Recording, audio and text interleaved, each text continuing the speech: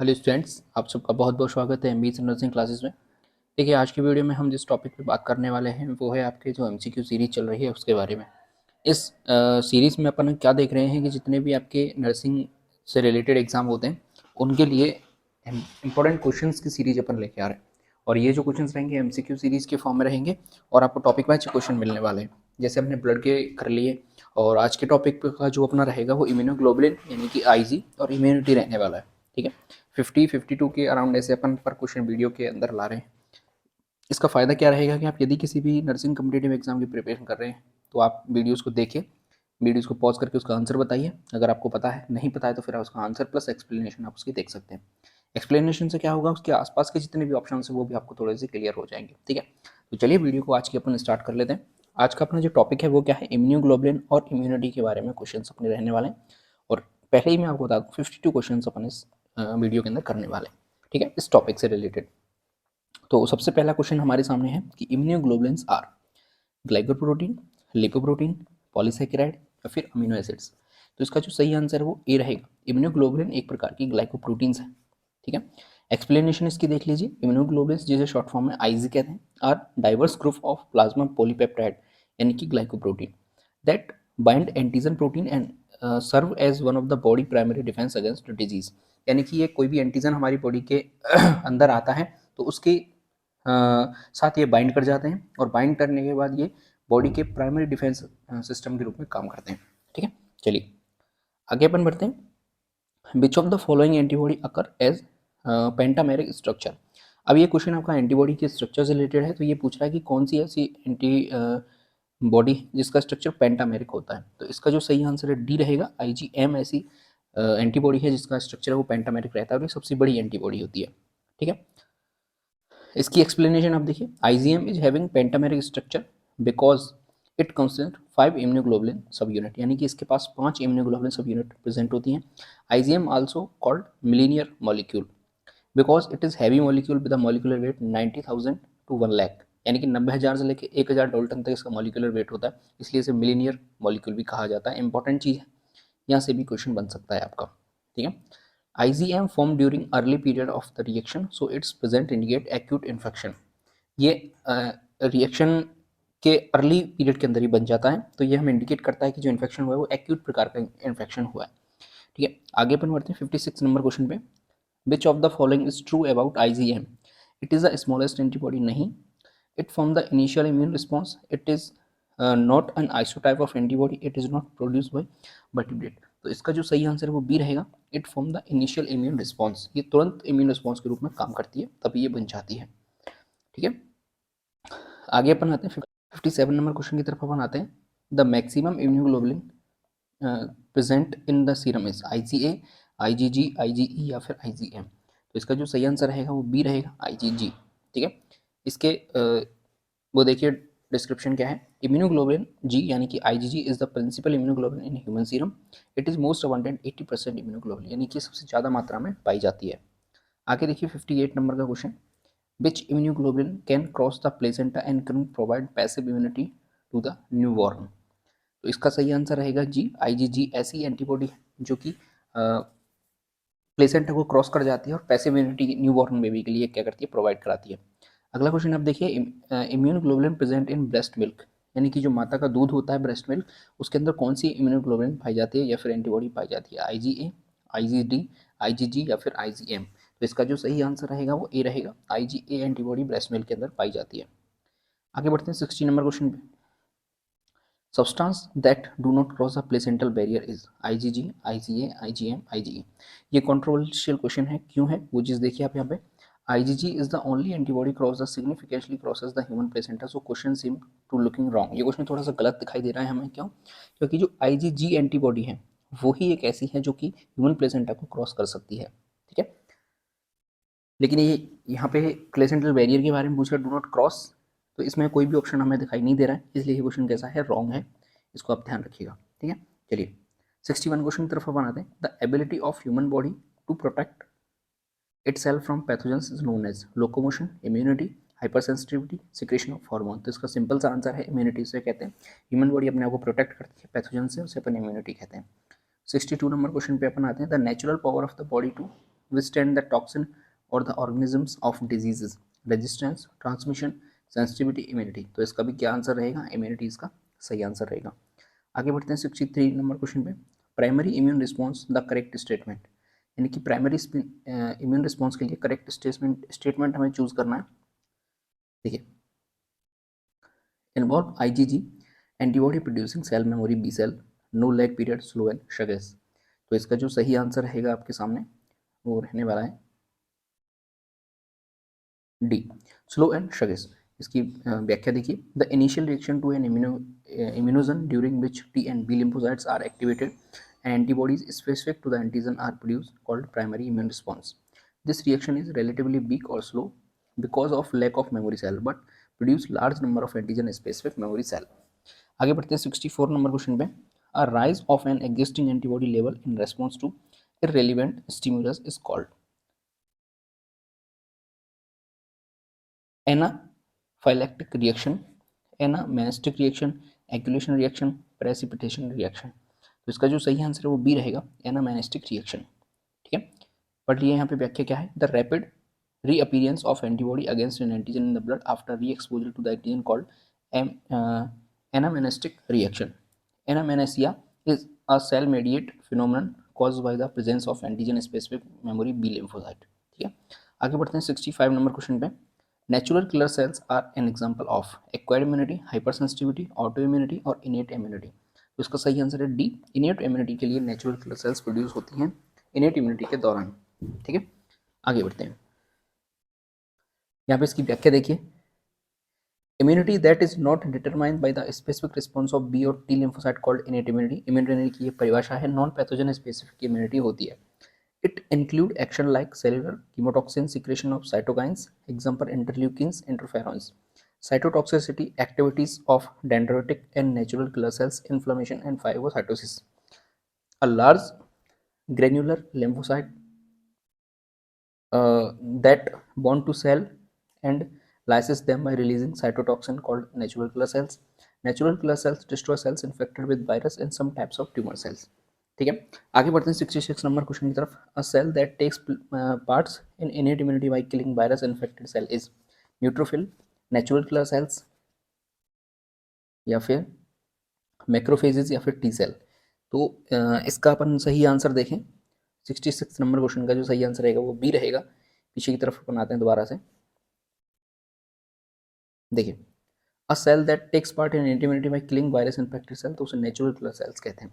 ठीक है, आगे पेन पढ़ते हैं 67 नंबर क्वेश्चन की तरफ। ये देखिए, the thymus related T cell produce antibody, produce natural killer cells, recognise B cell और रिकॉग्नाइज बॉडीज आउन सेल। तो इसका जो सही आंसर रहेगा वो डी रहेगा, रिकॉग्नाइज बॉडी आउन सेल।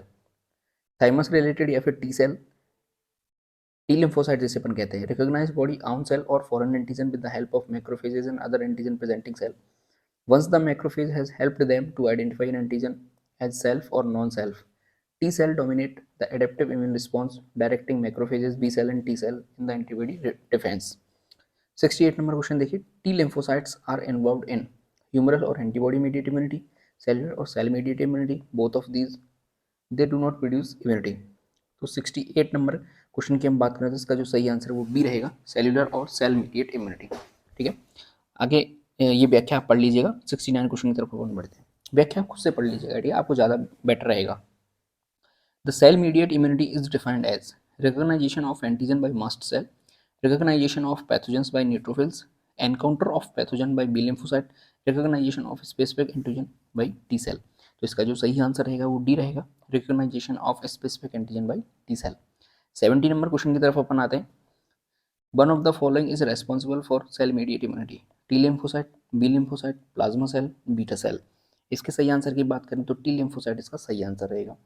आगे अपन बढ़ते हैं 71 नंबर क्वेश्चन की तरफ।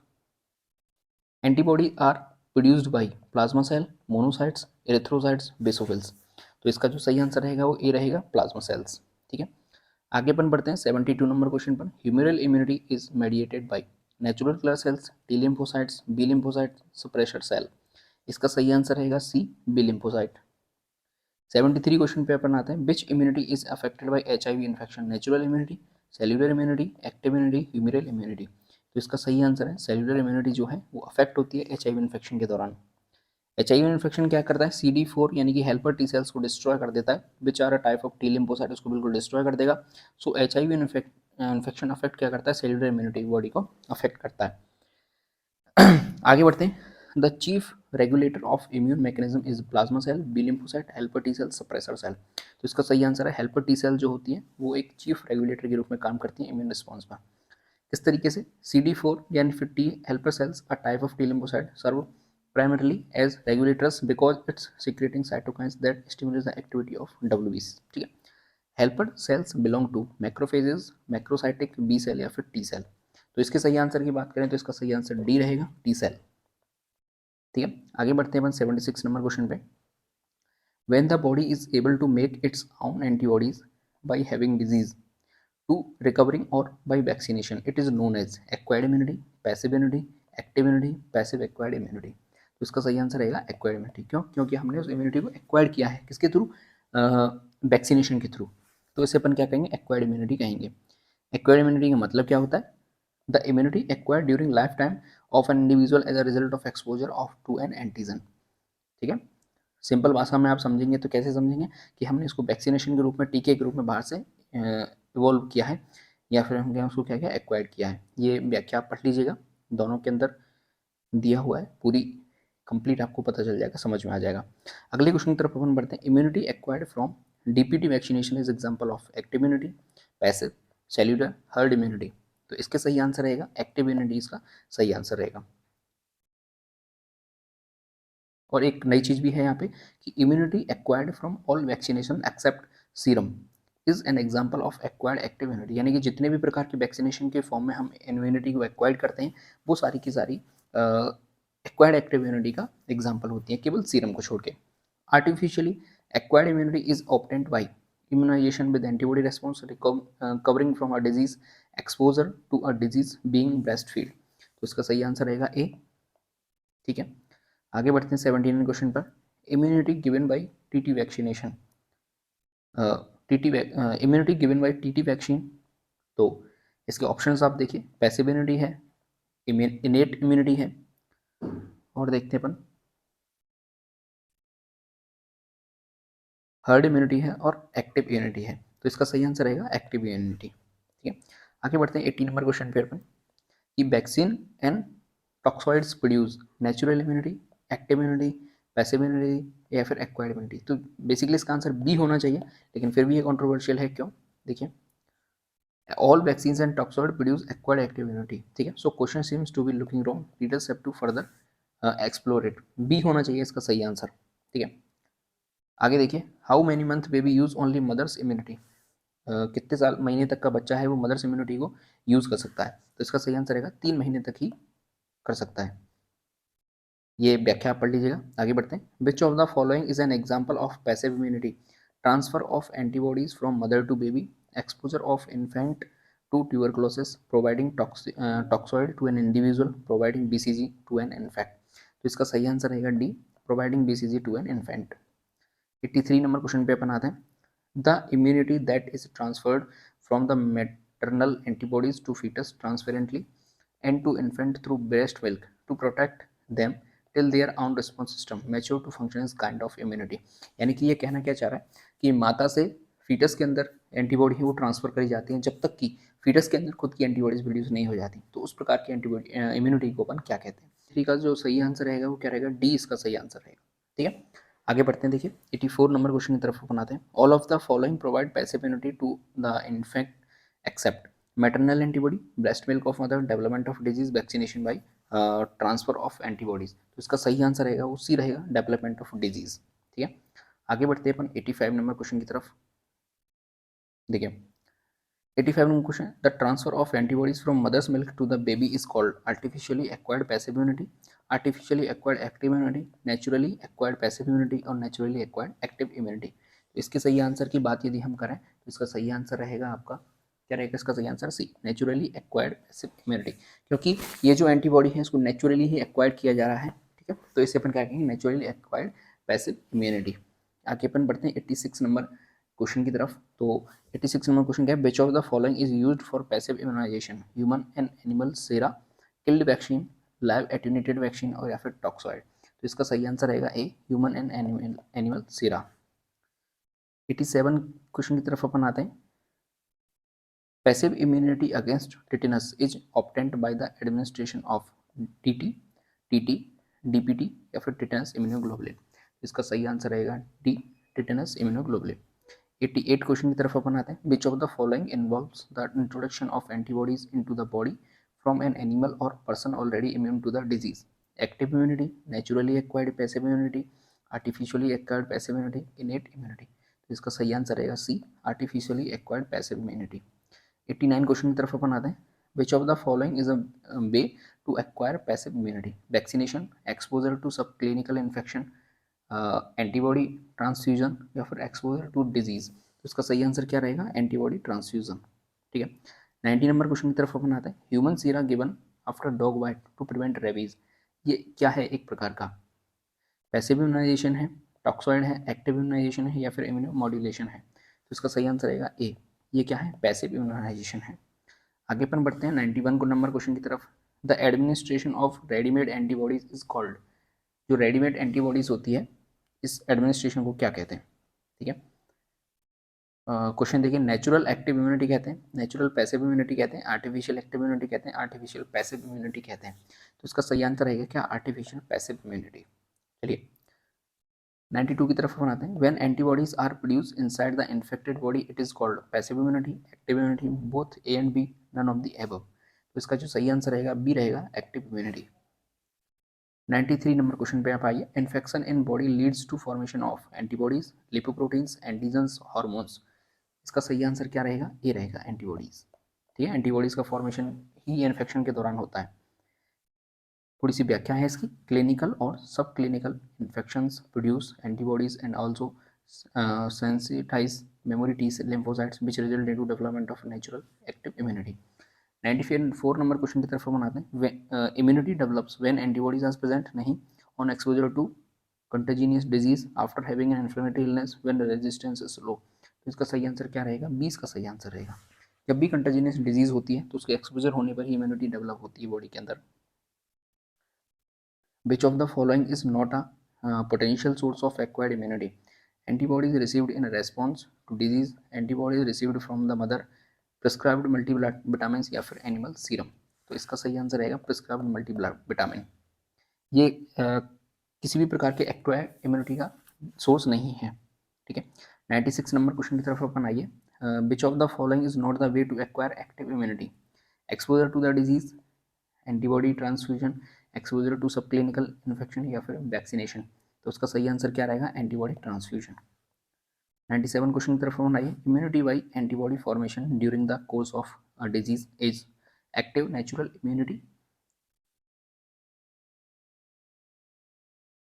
और ये है active artificial immunity, passive natural immunity या फिर पैसिव आर्टिफिशियल इम्यूनिटी। तो इसका जो सही आंसर रहेगा वो ए इसका सही आंसर रहेगा। ठीक है, वापस अपन आते हैं ए पे। Immunity by antibody formation during the course of a disease, क्या इसका सही आंसर रहेगा? Active natural immunity. ठीक है। अगले क्वेश्चन की तरफ अपन बढ़ते हैं। देखिए 98 number question. Diphtheria antitoxin is given to susceptible contact immediately after exposure. Diphtheria antitoxin is A toxoid, N antisera, a killed vaccine, a live attenuated vaccine। तो इसका सही आंसर रहेगा सी, N antisera।